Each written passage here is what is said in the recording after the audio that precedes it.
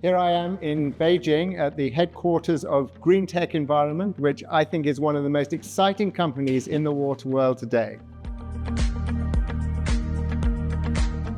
My name is Eric Zhang. I'm the founder of GreenTech. The company was founded in 2004, so we are 22 years old now.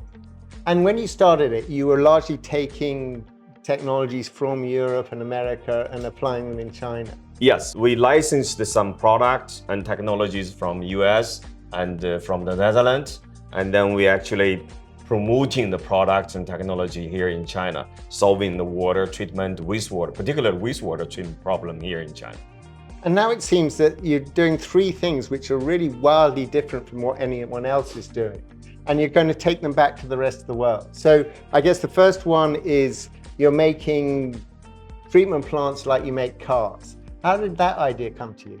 GreenTech started with we call it EPC engineering company. When we were doing the engineering project, EPC project, we always feel regret. We always feel sad. You always find something not perfect. Something can be better.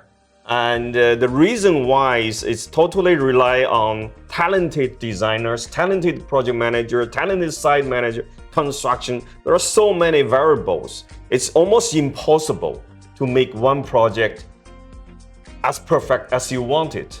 But on the other hand, if you look cars, the cars 20 years ago, you still have a toolbox. Today, you don't need a toolbox anymore. Why? The cars are iterating. They're getting better every day. Why they can getting better is because they have a standard design, pre-engineered. They are doing from 1 to 1,000 or maybe 1 million. But our water treatment plant, every time we do from 0 to 1.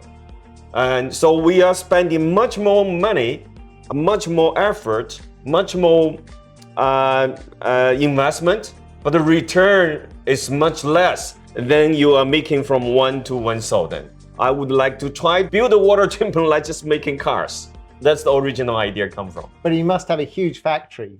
Yes, because the idea is to make the modules in the factory and then we put them together to finish the erection, commissioning, test run, acceptance, all this process, which is supposed to be done on site as an engineering project. We want them to be done in the factory. So since actually last year, we hired a huge factory to do this. In half year's time, we delivered 8 units.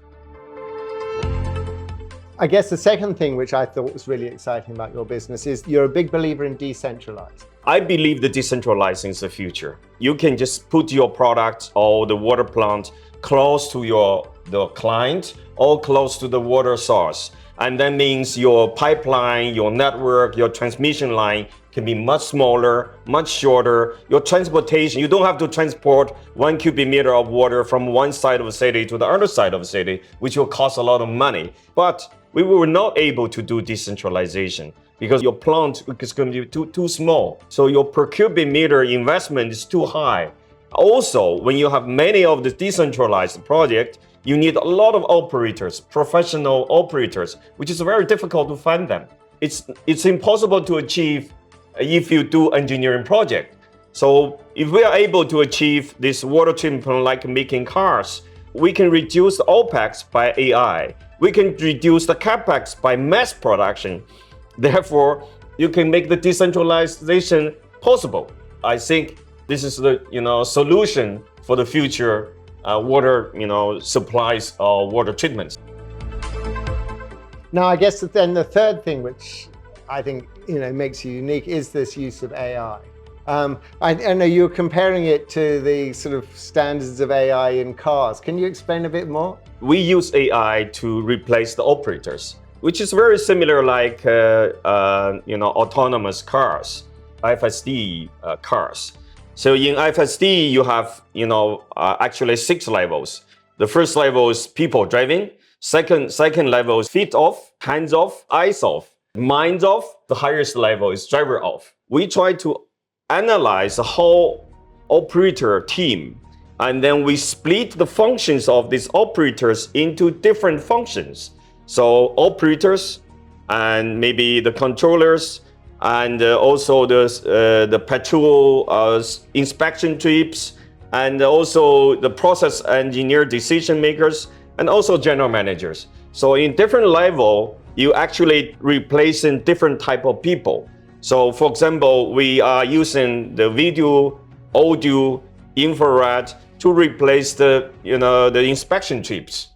We using the SCADA system, the data acquisition, to replace the operators. So finally, we use large language models to replace the general manager. So once all this together, we're able to replace the whole operation team by AI agent with the unmanned operation. That's great. Anyway, I'm looking forward to seeing it in action in Wuxi later this week. Great to talk to you now. Thank you so much. Thank you for coming. Thank you for talking to me.